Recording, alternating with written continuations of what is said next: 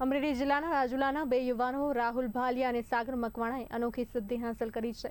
બંને યુવાનો 3 જૂનના રોજ સાયકલ દ્વારા કેદારનાથ યાત્રા માટે રવાના થયા હતા અને 21 દિવસની કઠિન મુસાફરી બાદ 1651 કિલોમીટરનું અંતર પૂર્ણ કરી કેદારનાથ ધામ પહોંચ્યા। મહાદેવના દર્શન કરી તિરંગા સાથે દેશભક્તિ વ્યક્ત કર્યા બાદ તેઓ વતન પરત ફર્યા, જ્યાં પરિવારજનો અને સ્થાનિકોએ તેમનું ભવ્ય સ્વાગત કર્યું। અમે બંને ભાઈઓ કરી રહ્યા હતા રાજુલાથી કેદારનાથ સુધીની સાયકલ યાત્રા। અત્યારે અમે 26 દિવસ બાદ અમે ઘરે પહોંચી ગયા છે। ભાઈ, અમારી યાત્રા થઈ ગઈ છે સફળ।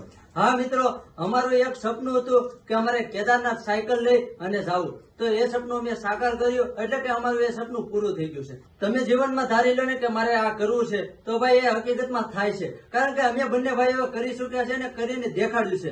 હા મિત્રો, અમે નીકળ્યા હતા રાજુલાથી કેદારનાથ જવા માટે ને ભાઈ, અમારે એક એક દિવસે એટલે કે એક એક કલાક, એક એક પલ અમને બધું આજીવન યાદ રહેશે એવી રીતે અમે, કારણ કે કષ્ટી ભોગવી છે, કારણ કે અમે રસ્તામાં એવા બધા અલગ અલગ પ્રકારના માણસો જોયા છે ને ભાઈ, ગુજરાતીમાં એટલે કે આપણા ગુજરાતમાં ભાઈ છે ને ભાવ જેવો અને પ્રેમ જેવો ક્યાંય જોવા નથી મળતો।